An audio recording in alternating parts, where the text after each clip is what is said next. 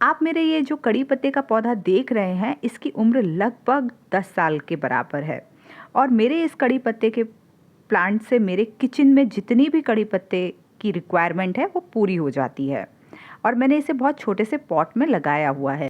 इसके बावजूद मेरे प्लांट की ग्रोथ बहुत ही अच्छी चल रही है। इसका कारण है कि मैं इस प्लांट को पूरे साल बदल बदल कर फर्टिलाइज़र देती रहती हूँ। आज इस वीडियो में आपको उन सारे फर्टिलाइज़र के बारे में मैं डिटेल में तो बताऊंगी ही, साथ में आपको ये वीडियो पूरा देखना है क्योंकि 5th नंबर पर जो फर्टिलाइज़र मैं आपको बताने वाली हूँ उस फर्टिलाइज़र से 100% आपके प्लांट की ग्रोथ बहुत अच्छी होने वाली है। तो चलिए देखते हैं। फरवरी के महीने की शुरुआत में ही मैंने अपने पौधे को सबसे पहले गाय के गोबर से बनी हुई खाद दी थी। गाय के गोबर से बनी हुई खाद में कार्बनिक पदार्थों की मात्रा भरपूर होती है, जैसे कि नाइट्रोजन। इससे मिट्टी की उर्वरक क्षमता बढ़ती है और ये खाद बहुत लंबे समय तक चलती है, पोषक प्रदान करती है पौधे को। बस हमें एक बात का ध्यान रखना है कि कम से कम 6 से 8 महीने पुरानी खाद को हम यूज़ करें।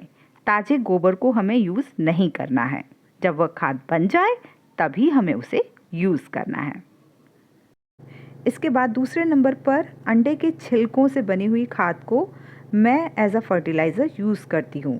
आपको कुछ ज़्यादा मेहनत नहीं करनी है। आपको एग शेल्स लेने हैं, उनको धूप में सुखाना है और उसके बाद मिक्सी में पीसकर इस तरीके से अपने प्लांट में डाल देना है।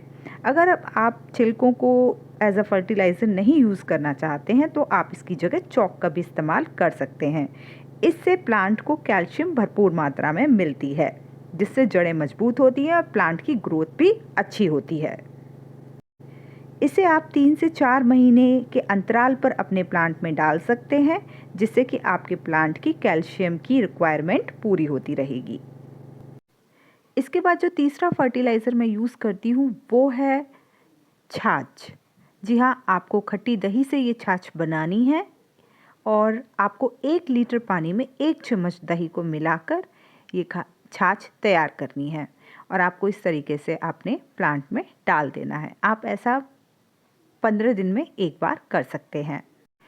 छाछ के अंदर प्रोबायोटिक्स एंजाइम पाए जाते हैं जो कि हमारे प्लांट्स की ग्रोथ के लिए बहुत ही अच्छे होते हैं और मिट्टी की गुणवत्ता को बढ़ाते हैं।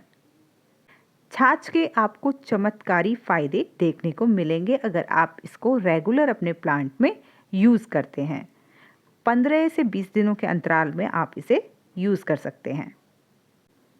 इसके बाद 4th नंबर पर मैं यूज़ करती हूँ प्याज के छिलकों को। प्याज के छिलकों में आयरन, मैग्नीशियम, पोटेशियम और कॉपर भारी मात्रा में पाया जाता है।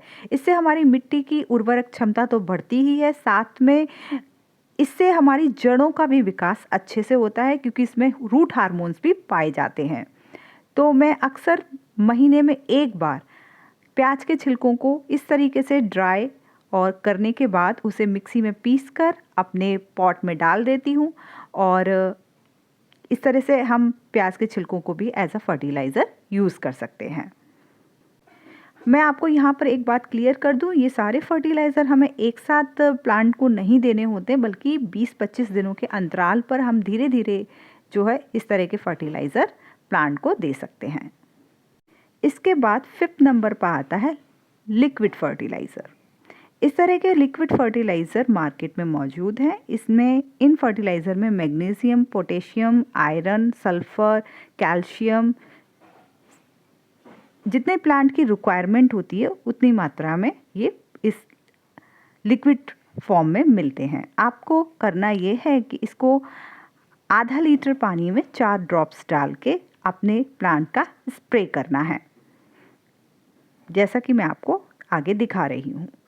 आपको एक स्प्रे बोतल में आधा लीटर के लगभग पानी ले लेना है, उसमें 4 से 5 जो है ड्रॉप्स डाल देनी है और उसके बाद आपको इसका स्प्रे करना है।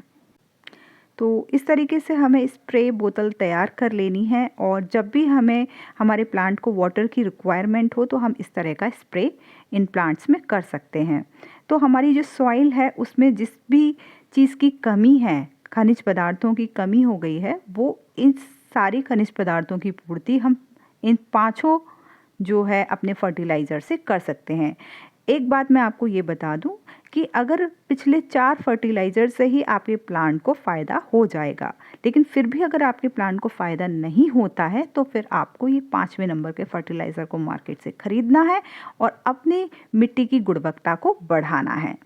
इससे मिट्टी की गुणवत्ता बढ़ेगी तो आप देखिए कि पत्तियों में कितनी चमक आ गई है, कितना खूबसूरत हरे रंग की पत्तियाँ आ रही हैं। साथ में आपको कुछ बातों का और ध्यान रखना है। जब भी आप कड़ी पत्ते लीफ के प्लांट को ख़रीद के लाएं तो आप देखते हैं आप उसकी पिंचिंग नहीं करते हैं। छोटे से ही आपको उसकी पिंचिंग करनी है जिससे कि उस पर ज़्यादा से ज़्यादा ब्रांचेज़ आएँ।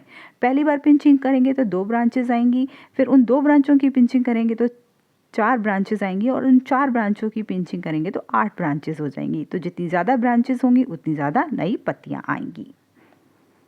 वीडियो में अगर अभी तक बने रहे हैं तो आपका धन्यवाद।